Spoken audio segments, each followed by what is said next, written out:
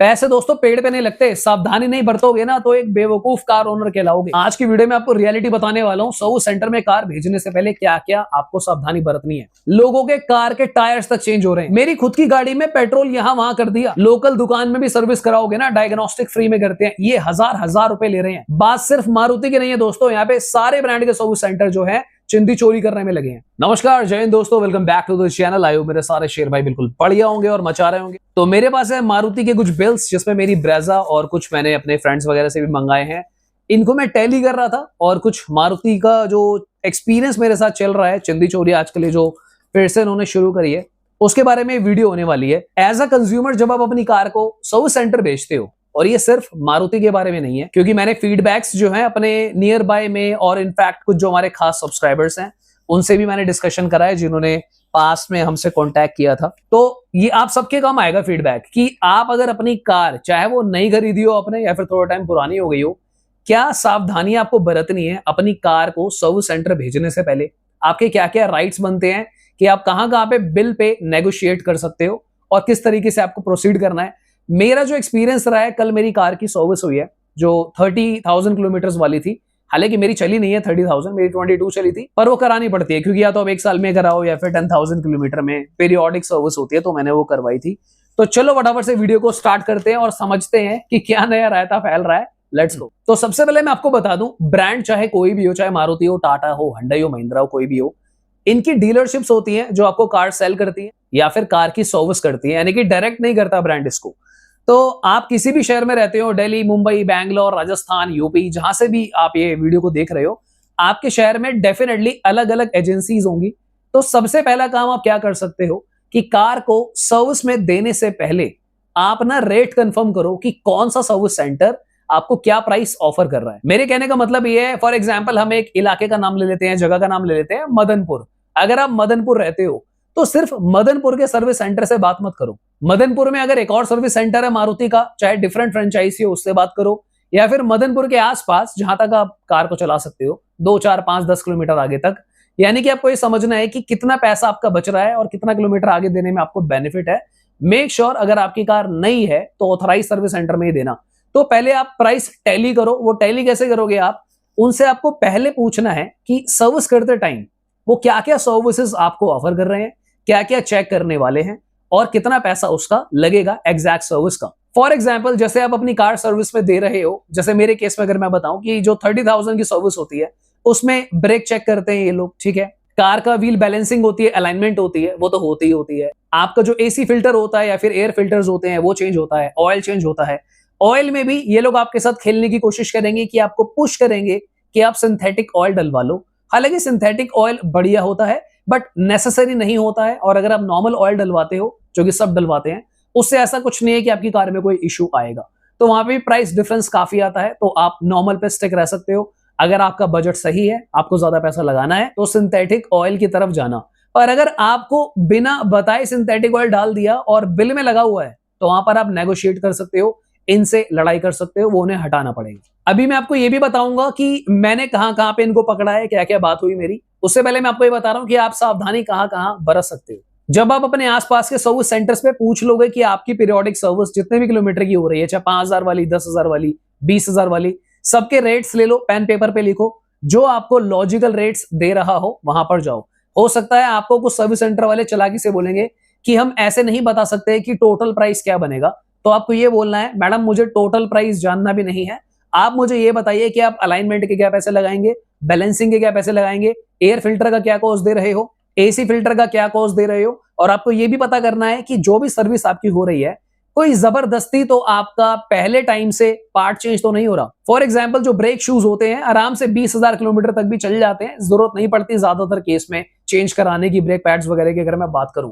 तो कोई अगर आपको 5,000 10,000 किलोमीटर पे ही बोल रहा है कि डलेंगे नहीं, तो वहां पर घपला हो सकता है। अब बात करते हैं मेरे केस में। आपको याद होगा मैंने पिछले साल भी वीडियो बनाई थी कि मारुति की चिंदी चोरी है सर्विस सेंटर की। ये एक तो दिल्ली में खासकर जो मैंने नोटिस करा, बाकी शहर से आप बताना अगर आपके साथ हो रहा हो तो।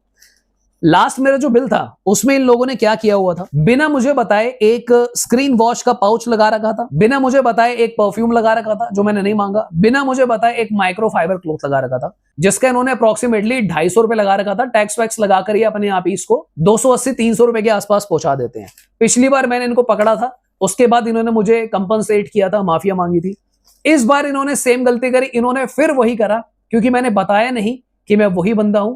हालांकि कुछ लोग समझ गए थे मेरी गाड़ी देखकर। जब बाद में मैंने इनसे बात करी कि तुमने फिर लगाया है, तो ये लोग मुझे बोलने लगे कि सर अगर आप पहले बता देते कि आपकी गाड़ी है तो हम नहीं लगाते। एंड आई वाज लाइक यार पहले बता देते का क्या मतलब है। मैं चाहता हूं कि तुम किसी को भी मत लगाओ, कंज्यूमर से पूछो कि क्या उसको माइक्रोफाइबर क्लॉथ चाहिए, क्या उसको कार परफ्यूम चाहिए आपका, या फिर क्या उसको ये पाउचेस चाहिए जो आप ग्लास क्लीनिंग के लिए डाल रहे हो। तो सबसे पहले तो मैंने ये हटवाए। उसके बाद मैंने क्या चीज पकड़ी कि लास्ट टाइम जो मेरी सर्विस हुई थी तो कार की एक स्कैनिंग होती है, जिस स्कैनिंग में जो एरर कोड्स आते हैं उसको हटाया जाता है। जो आपके बिल्स में अक्सर डायग्नोस्टिक चार्जेस के नाम से डला होगा, किसी किसी जगह किसी ब्रांड में 800 होगा, मेरे केस में 800 है, और कुछ कुछ लोग 1000-1200 लेते हैं अलग अलग ब्रांड्स में। ये मुझे सरासर गलत लगता है। मैं आपको एक बात बता दूं, अगर आप किसी नॉन ऑथराइज सर्विस सेंटर पे जाओगे, यानी कि कई ऐसे सर्विस सेंटर भी होते हैं जो ब्रांड से ऑथराइज नहीं होते पर काफी रेप्यूटेड होते हैं, वो लोग भी आपको ना स्कैनिंग फ्री देते हैं। एक सॉफ्टवेयर सा होता है जो केबल लगा के ये एरर कोड्स वगैरह चेक करते हैं, उसे क्लीन कर देते हैं। उन एरर कोड्स को क्लीन करने के लिए ऑथराइज सर्विस सेंटर में, जहां पे मैं पहले ही इनको लेबर कॉस्ट दे रहा हूं, पहले यानी कि मैं सर्विस चार्जेस दे रहा हूं, लेबर चार्जेस दे रहा हूं, उसके ऊपर 1000 रुपए देना इलॉजिकल है। मैंने वो भी हटवाए और ये मुझे लगता है कि मेरा हक है। आपका जो भी ब्रांड है आप उनसे फाइट करना कि भैया मुझे डायग्नोस्टिक चार्जेस नहीं देने। किस बात के डायग्नोस्टिक चार्जेस? जब मैं कार की सर्विस करवा रहा हूं तो सर्विस का क्या मतलब है? एरर कोड मैं हटाऊंगा, वो सॉफ्टवेयर और मशीन भी मैं खरीदूं, तो सर्विस सेंटर में कार देने का बेनिफिट क्या हुआ? तो मैंने अपने केस में वो चार्जेस हटवाए, आप भी हटवा सकते हो। अब उसके बाद असली कहानी शुरू होती है। मुझे पता था कि मेरी कार की सर्विस का टाइम आ रहा है, तो मैं ज्यादा पेट्रोल डलवा नहीं रहा था। तो मैंने आई थिंक 3-4 दिन पहले इसमें 1500 रुपीज का खाली फ्यूल डलवाया था, क्योंकि मुझे पता था सर्विस सेंटर में जाएगी। मुझे ऐसी फीलिंग आ रही थी कि यार ज्यादा नहीं डलवाता, कुछ पता नहीं क्या चल रहा है आजकल। तो मेरे पास प्रूफ है, जब मारुति का बंदा आया, कार में 3 पॉइंट थे, 1500 रुपीज के आसपास का पेट्रोल था, और जितना मेरी समझ है 1500 रुपए के पेट्रोल में, यानी कि सीधा सीधा आपका 15 लीटर हो गया। 150 किलोमीटर प्लस रेंज आती है अगर आप एक्सट्रीम सिचुएशन में भी गाड़ी को चलाते हो। मेरे घर से जो सर्विस सेंटर का डिस्टेंस है भाई 12 किलोमीटर एक साइड का है, तो 12 किलोमीटर जाना, 12 किलोमीटर आना, सीधे सीधे 24 किलोमीटर बनते हैं। ये जनाब जब मुझे गाड़ी देकर गए हैं, यहाँ पे मैं क्लिप भी लगाऊंगा,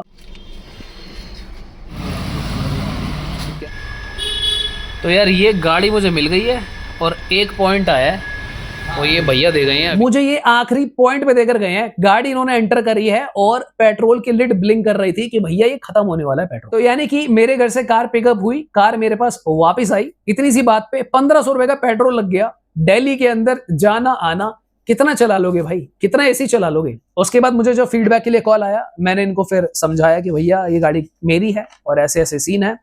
तो इनके एक मैनेजर है, उनसे मेरी बात हुई, तो वो मुझे कहते कि सर दिल्ली में कई बार ऐसा हो जाता है। फिर मैंने थोड़ी सी उन्हें अपनी कार की नॉलेज समझाई कि कितनी रेंज आती है अगर 3 पॉइंट है आपकी मारुति की ब्रेजा जैसी कार में।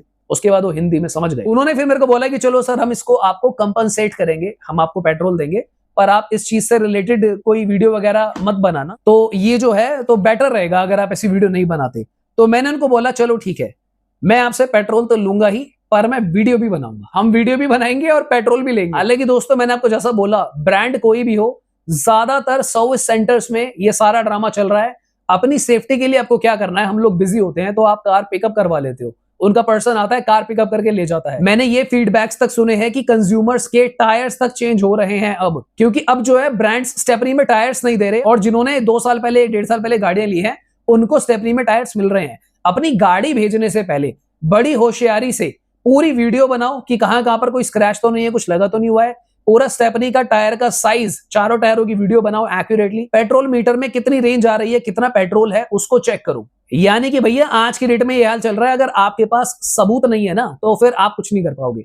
पर मेरे केस में जब मैंने उनको वीडियो दिखा दी कि जब तुम्हारा बंदा लेकर गया और जब वो वापस लाया कितना पेट्रोल था, तो वहां पर वो कुछ कर नहीं पाए, क्योंकि देखो मेरे लिए सबसे पहले मेरे सब्सक्राइबर्स की ट्रांसपेरेंसी मैटर करती है। हालांकि दोस्तों मैं आपको ये भी बता दूं कि जब मैंने 2 साल के बिल्स को टैली कराया तो मैंने ये भी रियलाइज कराया कि 2 साल भी क्यों 1 साल ही हो गया, यानी कि जब मैंने लास्ट जुलाई में सर्विस करवाई थी 2024 और 25, इस ड्यूरेशन में जो पार्ट्स की कॉस्ट है वो भी इनफैक्ट मारुति की कुछ परसेंट तक बढ़ी है, विच इज बिटवीन, जो मैंने रियलाइज करा है 2 से 3% के आसपास ऊपर इनके प्राइसेस गए हैं। तो यानी कि मेरा जो 30,000 किलोमीटर की सर्विस पे जो बिल आया है दैट इज 8191, जो पहले बन रहा था 92-9300 रुपीज के आसपास। तो आप हालात देख लो, जेन्युइन कार खरीद रहे हो, जब आप जेन्युइन सर्विस सेंटर में कार जा रही है तब इतने झमेले पचड़े पड़ रहे हैं, वहां पर लोग अनरजिस्टर्ड कारें खरीदने जा रहे हैं।